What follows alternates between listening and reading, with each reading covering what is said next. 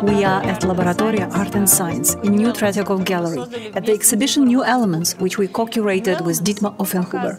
New Elements shows that every digital process has its material basis, and at the same time that all natural phenomena are complex structures of information. Computation is not limited to digital computers. It can be realized via various biological and electrochemical media. And this opens up new possibilities for us to explore information technology. In these artworks, we can see that the perceived gap between the digital and the material is illusory, that technology and natural process are tightly intertwined, and this makes us think about ecology in a new light. The exhibition is divided into three parts. The first is called The Autographic World, and it shows us examples of how the physical environment records and processes information.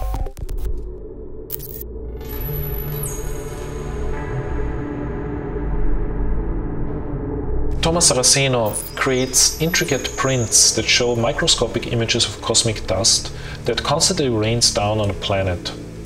What is special about these prints is that their color is made from particulate matter recovered from the polluted air of Mumbai.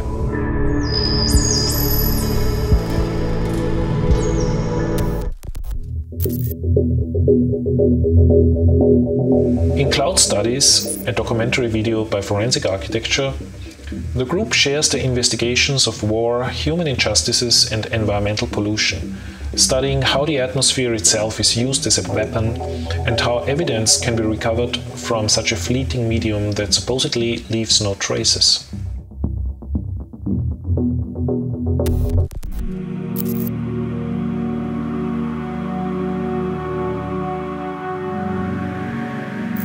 In Erich Berger's work we see cloud-like patterns which are the traces of natural radioactivity of rocks that were captured on X-ray film. Berger uses an analog process by laying out film panels in the landscape of northern Finland.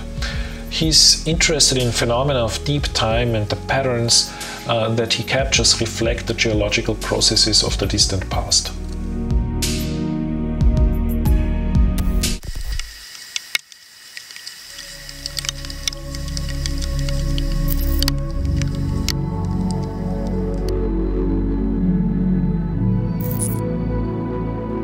Tuula Narhinen is an artist working with natural phenomena such as wind, rain or ocean waves.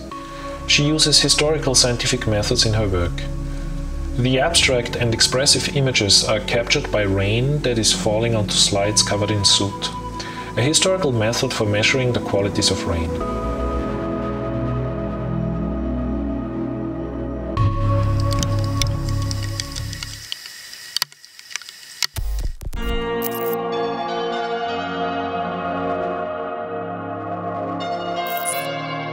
Finally, Andrei Glasowski's scientific research on the Altai glaciers not only documents their dramatic changes over the past decades, but also shows how glacial ice is an important source of information about past climates.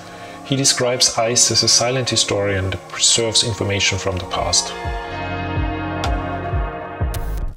The second part of the exhibition, Computing with Nature, examines what material computation can look like.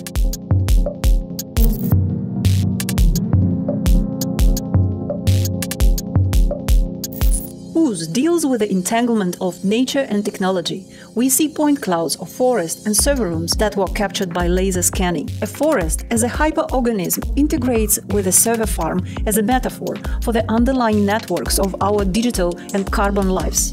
The merging and separation of these point clouds is controlled by photosynthetic algae, which visitors can interact with by shining their cell phone lights on them. 3D laser scans of these two infrastructures, combined with a living sculpture from algae bioreactors, are reconfigured to a new sensory hybrid ecosystem.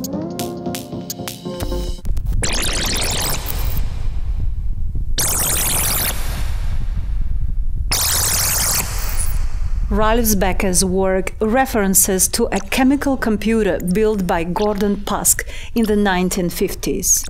Galliston is an electromagnetic substance that responds to incoming signals by forming a network of dendrites.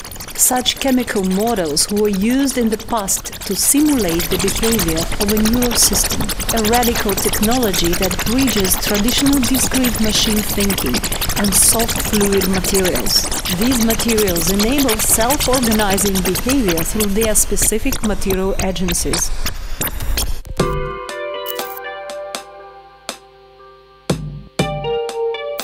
Thomas Feuerstein's biochemical installation poem captures a primordial soup of life from the air exhaled by exhibition visitors and distills it into drinkable alcohol. Referencing an experiment from the 1950s to synthesize the origins of life, Feuerstein shows that the boundary of the human body is blurry and spills into the surrounding space.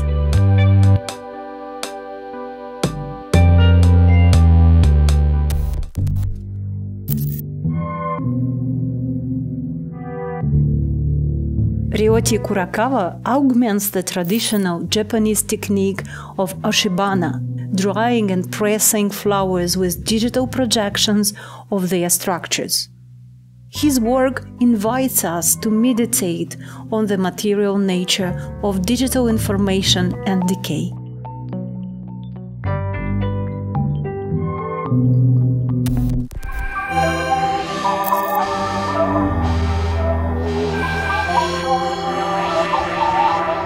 Aki INOMATA builds an artificial shell for an octopus, reconstructed from the shape of fossils of its evolutionary predecessors that actually had shells. As the octopus appropriates the shell as a shelter, INOMATA invites us to speculate how much of their ancient history is still present in the animal.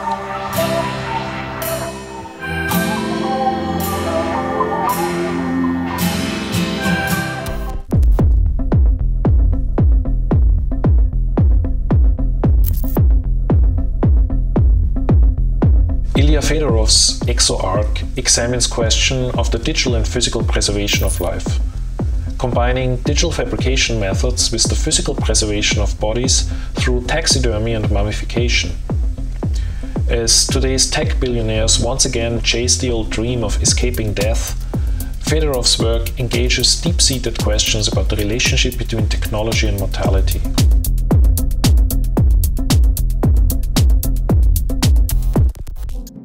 The third part of the exhibition is called Digital Materiality, and it shows us how complex digital software systems, such as deep learning neural networks, behave almost like physical materials, implicitly embodying information and resisting our actions. I like to think right now of a cybernetic forest filled with pines. This is most visible in Memo Akten's meditations on the endless streams of forms that emerge from generative adversarial networks, which store information implicitly in their complex structure. The only way to get at this information is by running the model, and Akten addresses how the opacity of these networks call for a holistic perspective on technology. When we are free of our labors, joined back to nature.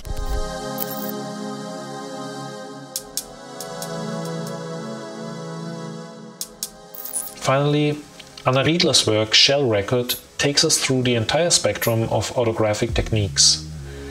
Collecting ancient shells from the river Thames, she creates an artificial neural network and eventually records its products on the blockchain, invoking all kinds of digital material transformations, forms of trace making, and their implicit connections to the economic financial system.